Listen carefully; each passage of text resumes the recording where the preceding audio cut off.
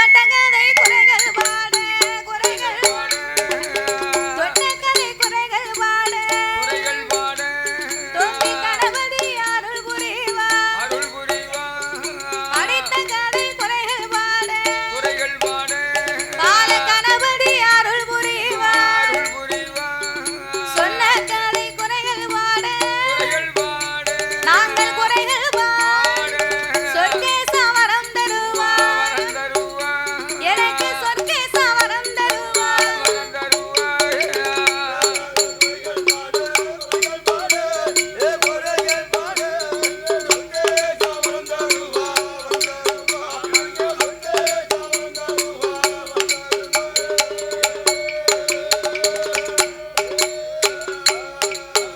சாமி ஆதி வள்ளி கையிலையே ஐயாதி வள்ளி கையிலையே எங்கள் ஆண்டவன் தாமாயா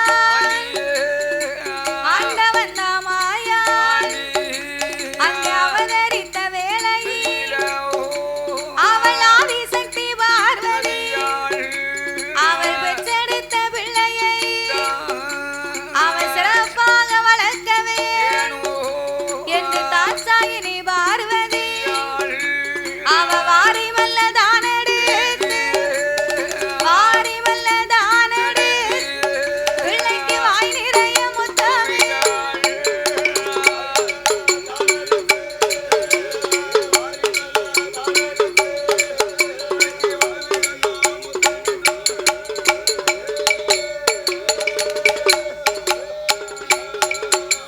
அவ சேர்த்து வல்ல தானெடுத்து செவிட்டோடு அள்ளி மெல்ல அரவணைத்து ஆவலோடு வாரி மெல்ல தானெடுத்து தானே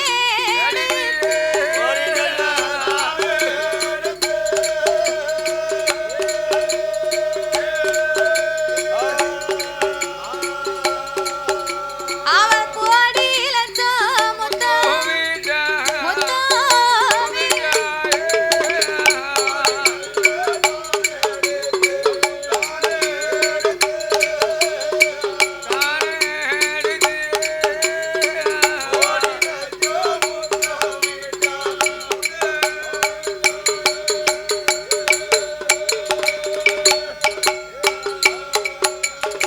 ஆதி வெள்ளி கைலாச வாசலில் அந்த ஆதிபரா சக்தியாகப்பட்ட பார்வதா தேவி மூன்று பொறியிலே பிறந்த பிள்ளையை அவள் வாரி எடுத்தால் வாய் நிறைய முத்தமிட்டார் சேர்த்து எடுத்து செவிட்டோடு முத்தமிட்டு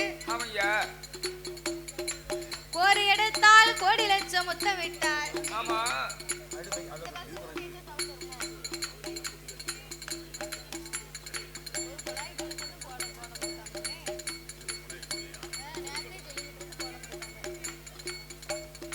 கோரி எடுத்து கோடி லட்சம் முத்தமிட்டு பெற்றெடுத்த பிள்ளையை சீரோடும் சிறப்போடும் செல்வமாகவே வளர்க்க வேணுமே என்று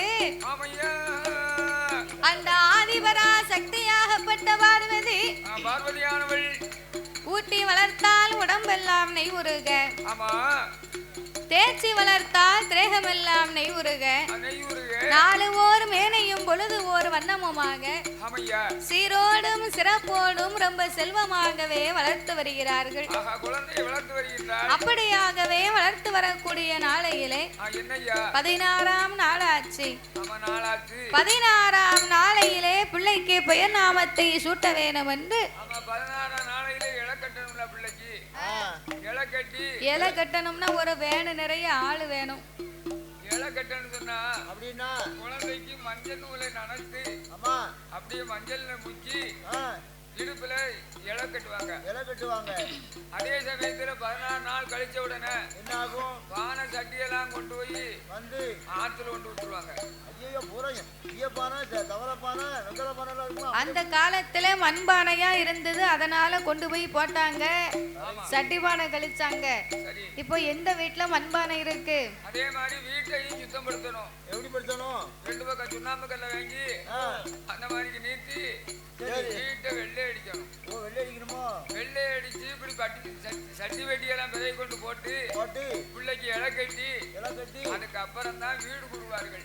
சரிதானே? இதுதான் பழைய காலத்தினுடைய ஒரு சம்பிரதாயம். அப்படித்தான் நடந்திருக்கு. ஆமா, இப்ப வந்து பூரா அலுமினிய பாத்திரம், ஆமா, சில்வர் பாத்திரம், ஆமா, பித்தளை பாத்திரம் கூட கொஞ்சம் நின்று வருது. ஆமா, முக்கியமா அலுமினிய பாத்திரம் தான் அதிகம். ஏகப்பட்டது இருக்கு. இது அள்ளி கொண்டு போட முடியாது. அதை போட்டா என்ன நல்லா புதுசா விளக்கி வீட்டு விட்டு கவிச்சு வச்சுக்கிறோம். சரிதானே? சரி. அதனால என் பார்வதா தேவியாகப்பட்டவள் சரி மகனாகப்பட்டவருக்கு 16ஆம் நாளையிலே பெயர் நாமத்தை சூட்ட வேண்டும் என்று இறைவனாகிய சிவபெருமானிடத்திலே வந்தபோது ஆண்டவள் பெற்றதோர் பிள்ளைக்கு பெயர் நாமத்தை சூட்ட வேண்டுமானால் நாம என்ன பெயர் கொடுக்கலாம்? 3 பொறியிலே பிறந்த பிள்ளையை, முதல் பொறியிலே பிறந்த பிள்ளையை ஒரு பெண்ணாகவே பிறவி செய்து, 2வது 3வது பொறியிலே பிறந்த பிள்ளையை 2 ஆண் குழந்தையாகவே பிறவி செய்து ஆண்டவள் அதற்கு தகுந்தவாறு பெயர் நாமத்தை கொடுத்தார். என்ன பெயர் கொடுத்தார் தெரியுமா?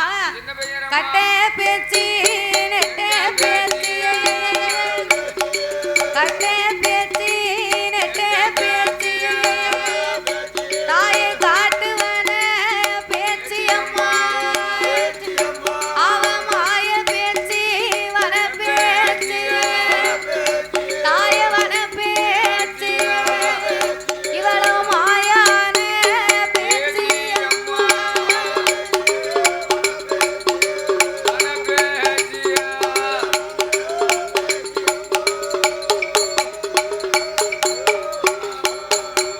சாமி மணி விளக்கில் வந்து பிறந்த பிள்ளையே மாயாண்டி சுடலையா, நீ சுடர் ஒளிவதிலே பிறந்த நாளே, நாளால் சுடலை மாட ஓம்பையாடி, அப்பா நீ முண்டம் போல வந்து உருண்டதால, எப்ப உருண்டதால, ஏ முண்டன் சுடலை ஓம்பையாடி.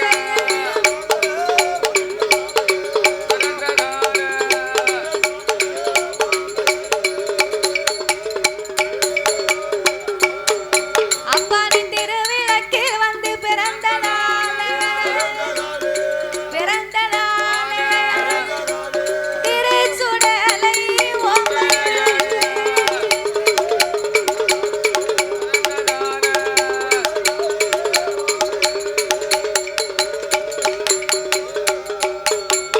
அங்கே பெயர் நாமோ தான் கொடுக்க என் பேரு வச்ச பார்வதியா, மணி விளக்கிலே பிறந்த மாயாண்டி, சுடல் ஒளிவிலே பிறந்த சுடலை ஈசல், முண்டம் போல் உருண்டதினால் முண்டன் சுடலை என்றும், நீ திருவிளக்கிலே பிறந்ததினால் திருச்சுடலை மாயாண்டி முண்டன் என்று இப்படி முப்பேர்களை வணங்கினார்கள்.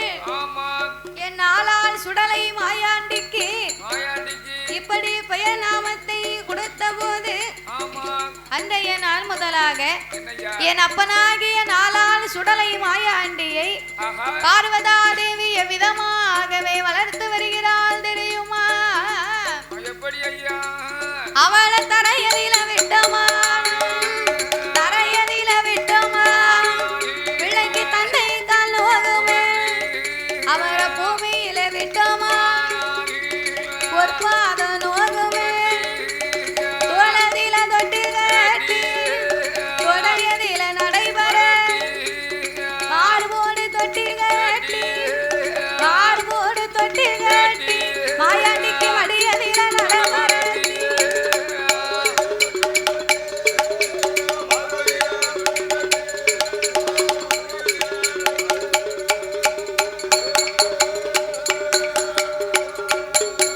அவ ஊர்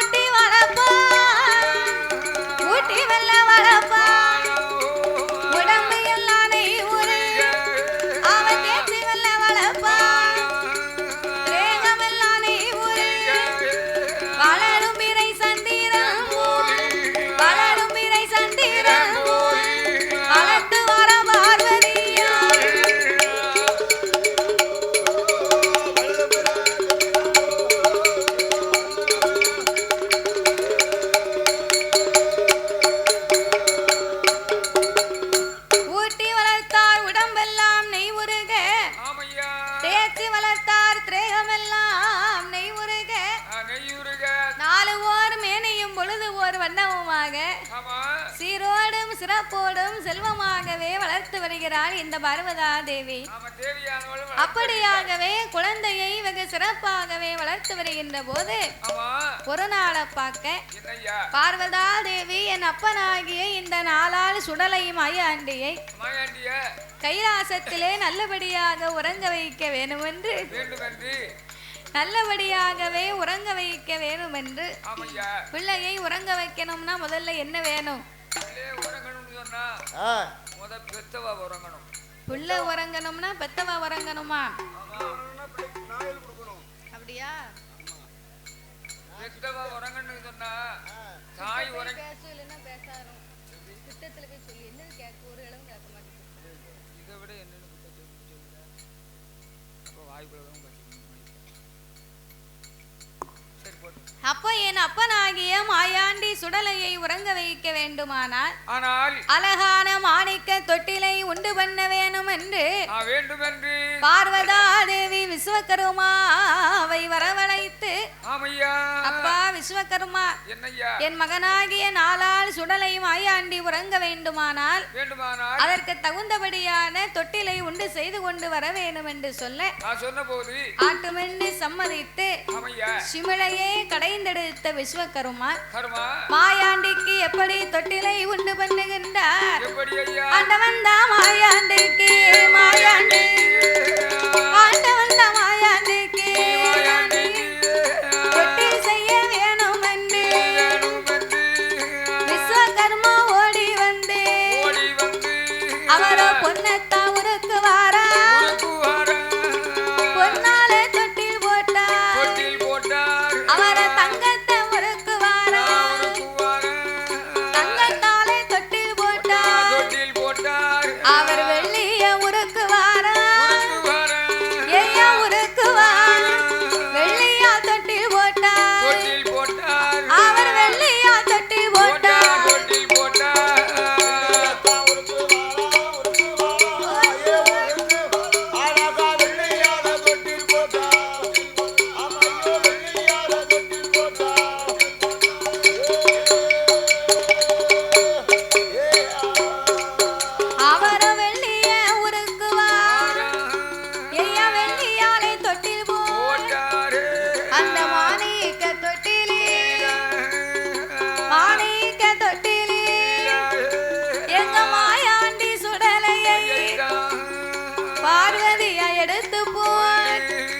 அவள் உத்திரத்தில் போடுவாள் அவள் உத்திரத்தில் போட்டல்ல தாளாட்டிரோராட்டி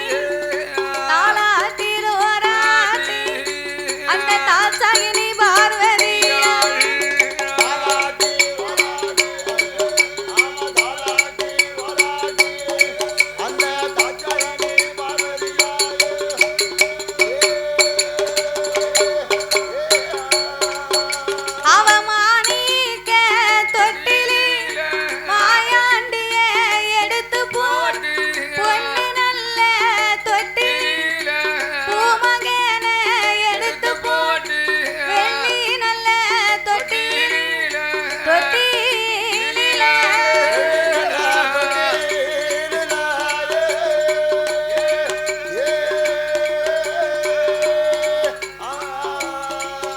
இந்த சுடலையை தான் எடுத்து போட்டா எடுத்து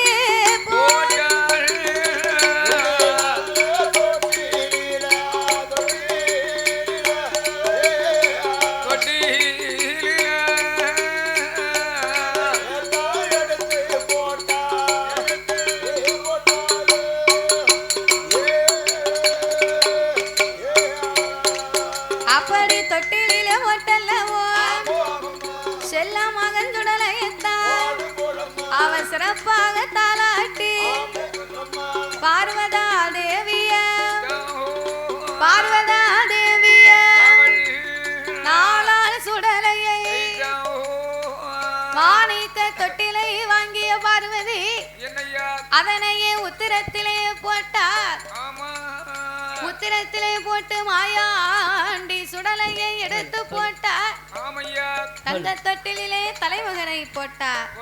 வெள்ளி தொட்டிலே இந்த நாளால் சுடலை மாயாண்டியை எடுத்து போட்டு குழந்தையை தாலாட்டி உறங்க வைக்கணும். அந்த காலத்துல பிள்ளைகள் தூங்கணுமானா பெரியவர்கள் தாலாட்டு பாடி இருக்காங்க.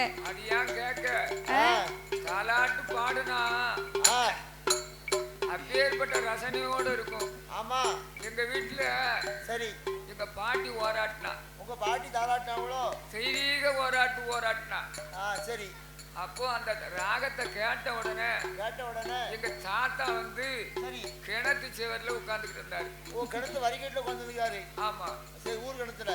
ஆமா, சரி, உட்கார்ந்துகிட்டு இருந்த உடனே இவ ஓராட்ட தாலாட்ட அவர் உறங்கி கிணத்துக்குள்ள விழுந்துட்டாரு. ஐயோ, உள்ள விழுந்து என்னாச்சு?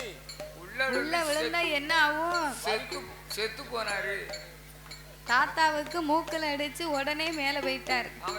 சோழிய முடிச்சிட்டா. பிறகு இப்பவும் அவ இருக்கா, கெதியா இருக்கா.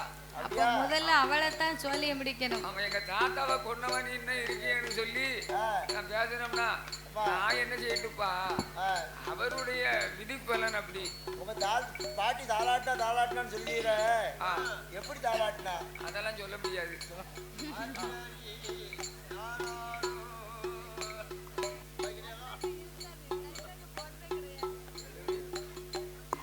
அப்ப என் மாயாண்டி சுடலையை தொட்டிலே போட்டு தாலாட்டி உறங்க வைக்க வேண்டும் என்று பார்வதா தேவி எப்படி தாலாட்டினால் தெரியுமா? எப்படி? ஆரிரரீரா ஆரிரரீரா கண்ணீரரீரரீரா ஆரிரரீரா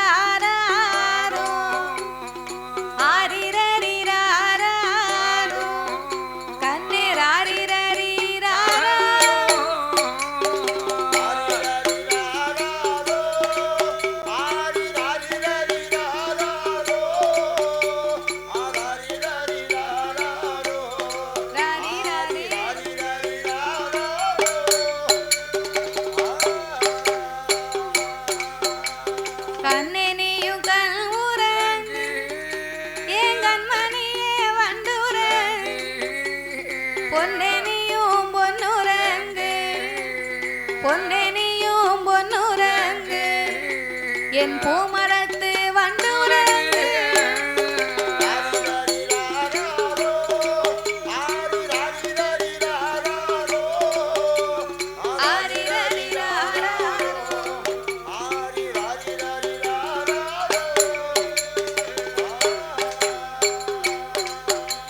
பரட்ட புளிய மாறும் பரட்ட புளிய மாறும் நீ பந்தடிக்கும் நந்தவன் நீ பந்தடித்து வீடு வந்தாய் நீ பந்தடித்து வீடு வந்தாய் உன்னை பரமசிவன் கை தொழுவாய்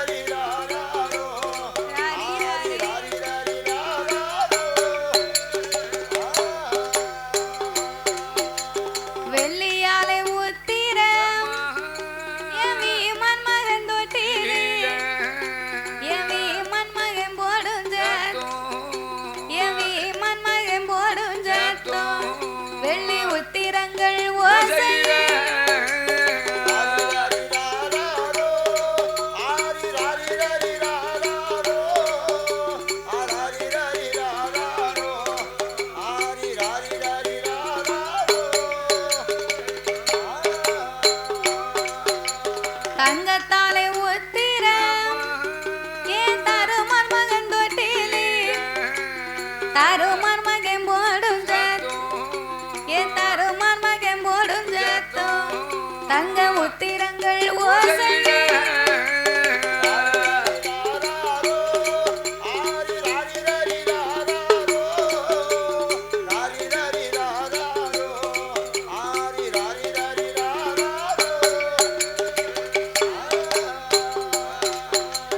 மாமல் நடித்தாரோ மாமல் நடித்தாரோ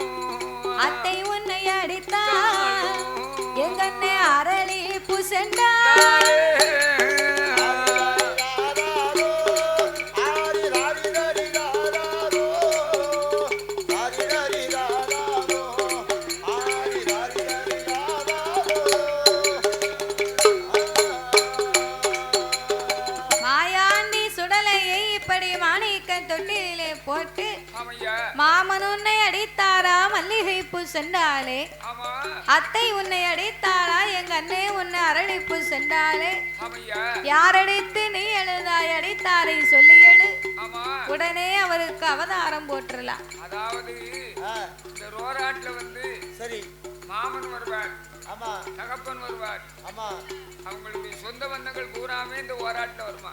எல்லாம் வரும் தாய் தாப்பனுக்கும் ஆமா பாட்டிக்கு 2 சொல்லு. அப்படி ஆமா தெய்வீக ஓராட்டாக ஓராட்டி இருக்காங்க. போராட்டினாங்க. இப்ப வந்து ஓராட்ட சொல்லுங்க, யாருக்காவது ஓராட்ட தெரியுமா? இப்ப யாருக்கு போராட்டம் தெரியுது? ஒருத்தருக்குமே தெரியாது. பெண்ணா பிறந்தவங்க தான் எல்லாத்தையுமே மறந்து போனாங்களே. என்னமெல்லாம் மறந்துட்டாங்க. பெண்ணா பிறந்தவங்களுக்கு வந்து ஆ, அந்த காலத்துல வந்து குறவை போட்டாங்க. சரிதான் ஒரு படி அரிசியோ 2 படி அரிசியோ சொலோல போட்டு பிடிச்சாங்க. சரிதானே. ஒரு சில தேங்காய் அம்மியில தட்டினாங்க. சரி நல்ல காரியம் கெட்ட காரியத்துக்கு குறவை போட்டாங்க. ஆமையா இப்படி தாலாட்டு பாடினாங்க. அதே சமயத்துல இன்னொரு காரியம் பண்ணுவாங்க. வீட்டுல வந்து பெரிய கிழவி மாமன் மாமியா இறந்து போனா சரி முத ஒப்பாரி வைக்க தெரியணும். ஒப்பாரி வைக்க தெரியணும். ஆமா 3 காரியம் தெரிஞ்சாதான் பெண்களுக்கு ஏற்ற ஒரு குணம். சரிதானே. அதெல்லாம் இப்ப மறந்து போச்சு. ஆனா மாயாண்டி சுடலையை போட்டு சரி மாயாண்டி சுடலையை பார்வதி தங்க தொட்டிலே தலைமகனை உறங்க வைத்தார். மாணிக்க தொட்டிலே நாளால் மாயாண்டியை உறங்க வைக்க சரி அவள் உறங்க வைத்த நேரத்தில் ஆதிபரா சக்தியாகப்பட்ட அந்த பார்வதா தேவி அன்னைக்கு நாளான நாள் நல்ல வெள்ளிக்கிழமையாச்சு மாயாண்டியை உறங்க வைத்து விட்டு மாயாண்டி சுடலையை உறங்க வைத்து விட்டு பிள்ளை பிறந்து 16 நாளாச்சு. இன்னைக்கும் 16 நாளையும் தாண்டியாச்சு. அதனால பகவான் பக்கத்துல போகாம இருந்தா நம்ம மேல கோவப்படுவார். அதனால நம்ம போய் பகவான ஒரு 8 பார்த்துட்டு வருவோமே. புருஷனை கண்டானா பிள்ளைய மறந்துடுவார். பிறகு என்ன செய்ய? அதனாலே பார்வதி மாயாண்டி சுடலையை உறங்க வைத்து விட்டு சிவபெருமானை பார்க்க வந்தார். அவ பார்க்க வந்த நேரத்தில் மாயான கரையிலே மாயான பேச்சியம்மாள் நின்று கொண்டு பூமாதேவிக்கு கொடுத்த வாக்கையை காப்பாற்ற வேணும் அல்லவா என்று மாயாண்டியை எப்படி அழைக்கிறார்? மாயான கரையதிலே மாயான கரையதே தாயான பேச்சிய மகனை அழைக்கார். என் மகன மாயாண்டி என் மகன மாயாண்டி ஈசன் மகன் சுடலையா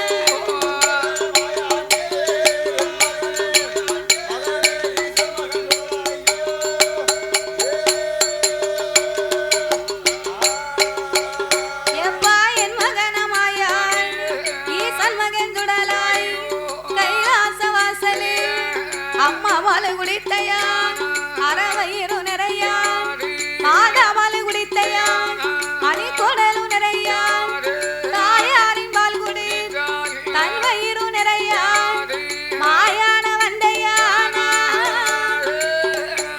மாண்டவனும் தின்னிடலாம் எப்பா தில்லைவன வந்தையான் செத்தவனும் தின்னிட சிறுகுடல நினைத்திட இடுகாடு வந்தையான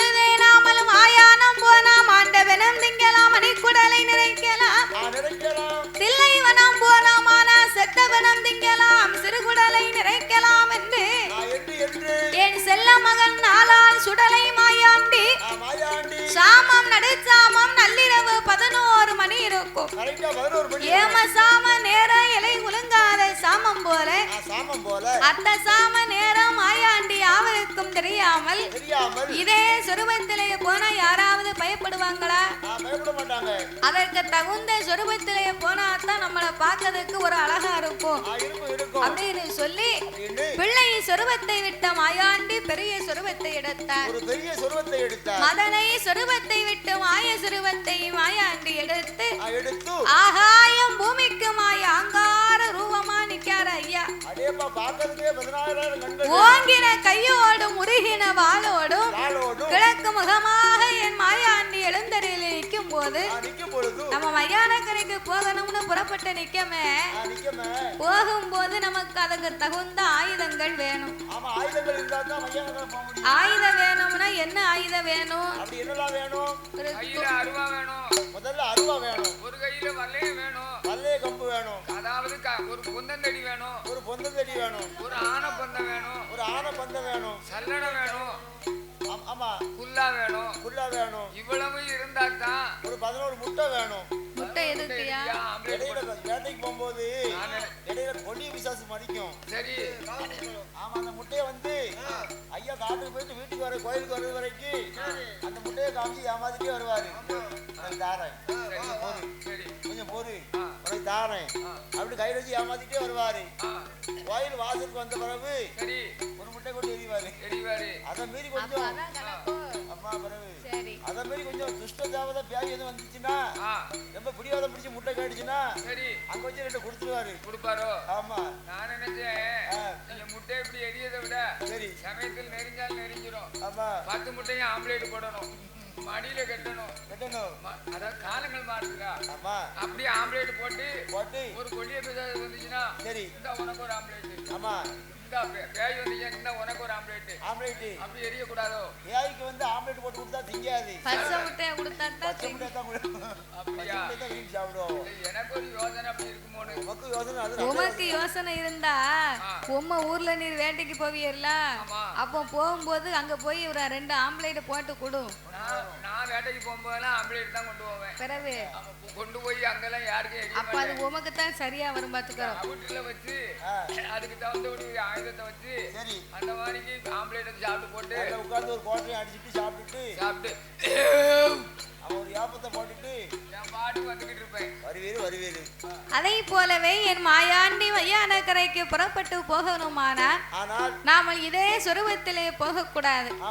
நம்ம என்ன வேலைக்கு போறோமோ அந்த வேலைக்கு தகுந்த அலங்காரத்தோட போகணும். அப்படி அலங்காரமா போகணும். இப்ப நம்ம வயக்காட்டுக்கு வேலைக்கு போறோம் அப்படின்னா நல்ல வெள்ளையும் சொல்லையுமா போனா வேலை பார்க்க முடியுமா? வேலைக்கு கூப்பிடுவாங்க. போனோம்னு சொன்னா அந்த வேலைக்கு இந்த சட்டம் ஆவாது. அப்ப விவசாயம் பார்க்க போறோம் அப்படின்னா நல்ல வரிஞ்சு கட்டி கோவணத்தை பாய்ச்சி மண்வெட்டியை தூக்கி போட்டு வேலைக்கு போகணும் விவசாயம் பார்க்க. அப்பதான் அம்சமா இருக்கும். ஒரு ஆபீஸ்க்கு வேலைக்கு போறோம்னா நல்ல பேண்ட் போட்டு நல்ல ஒரு ஜீன்ஸ் பேண்ட் போட்டு அதுக்கு ஏத்த ஒரு சட்டைய போட்டு நல்லா இடுப்புல இன் பண்ணி ஒரு பெல்ட் போட்டு ஒரு டை போட்டு கைக்கு ஒரு வாட்ச் ஒரு கைக்கு காப்பு நெத்தியில ஒரு சின்னதா ஒரு சந்தனம் இப்படி வச்சு ஆபீஸ்க்கு போனா ஆபீஸ்ல போற இடத்துல மதிப்பாங்க. நாமெல்லாம் சின்ன பிள்ளையா இருக்கும்போது பேண்ட் போட்டு தான் போவேன். நாமெல்லாம் பேண்ட் போட்டு ரோட்ல போனோம்னா என்ன அப்படி பாப்பாங்க. அந்த பேண்ட் இல்லையா எப்ப பார்த்தாலும் ஒரே வயசாகி போச்சு நம்மள ஒரு நாயும் மதிக்க மாட்டேங்குது. அவர் பிராயத்துல ஜீன்ஸ் பேண்ட் போட்டு கோட் ஷர்ட் போட்டு போனா நல்லா இருக்கும்னு சொல்லிக்கிட்டு இருக்காரு. முதலாவதே ஜீன்ஸ் பேண்ட் போட்டு போவோம்னு சொல்லிட்டு நான் கேட்க போறேன். ஒரு சைடா பார்த்தா எம்ஜிஆர் மாதிரி இருக்கும். அப்ப ஆபீஸ்க்கு போறோம்னா அப்படித்தான் போகணும். ஆமா ஒரு சைடு பார்த்தா சிவாஜி கணேசன் மாதிரி இருக்கும். விவசாயம் பார்க்க போதும் விவசாயம் பார்க்க போறோம்னு சொன்னா அதுக்கு ஒரு தோரணையா போறோம்.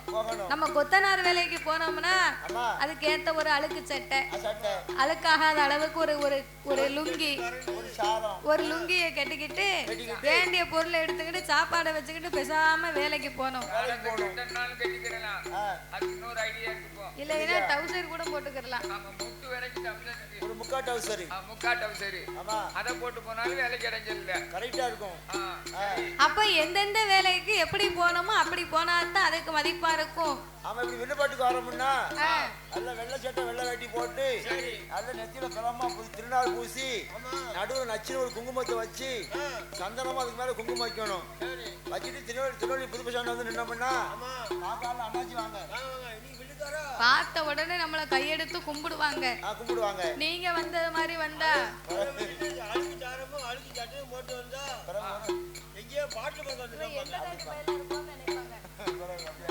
அதனால என் மாயா அண்ணி மையானக்கரைக்கு போக வேண்டுமானால் அவர் யாரை வரவழைத்து எப்படி அலங்கரித்து வருகிறார் தெரியுமா?